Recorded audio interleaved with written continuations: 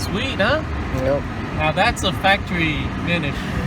So we got a 2005 Mercedes Benz E-Class 500 series, and this vehicle belongs to my electrician's father. He's trying to put in a radio for him for his birthday, but he tried to do it himself and he ran into a couple of problems.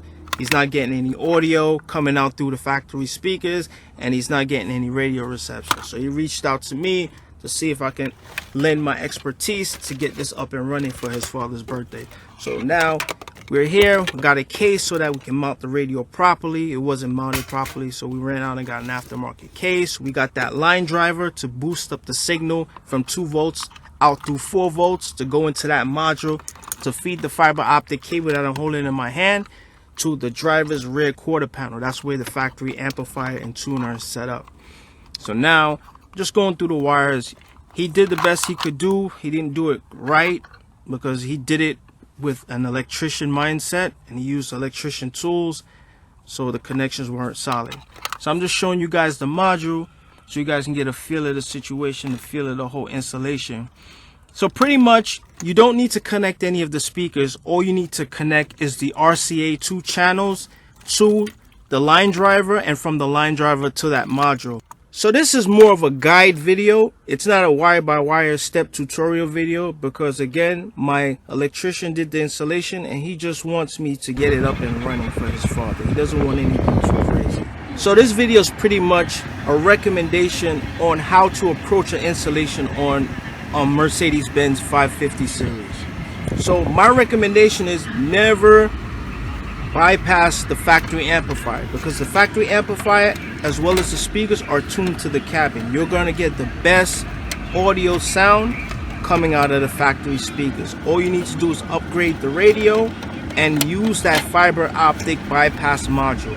Unless you're doing a big full sound system, never bypass the factory amplifier, because you're going to end up in a situation where not all the speakers going to be playing in the vehicle, or it's going to overwhelm the radio and shut everything down, and your customer's going to call you complaining. So just for the $100 and whatever dollars, just invest in that mod.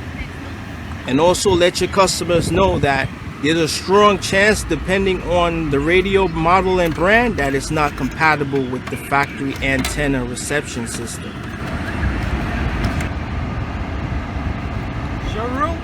Showroom finish. Oh shoot, this came out? Just a little slide. Oh yeah, that's all. Nice, huh? Yeah. Wow. Nice, huh? Yep. Let me just wipe this because it's nice and clean. I only have to hear it from my father. And supposedly you can put the... Yeah, that's the LED, that's the light. Oh, that's the SD card goes right here. Oh, sweet. So I could just put the songs in there too, right? I think this is the software for the GPS. I'm not sure. It might be. Yes, the maps. Oh, okay, cool. So I just need the GPS then. Yeah. You can help me look it up later? Yeah. Awesome. It's not that hard to take out, right? No, it's not that hard. Sweet, huh? Yep. Now that's a factory finish.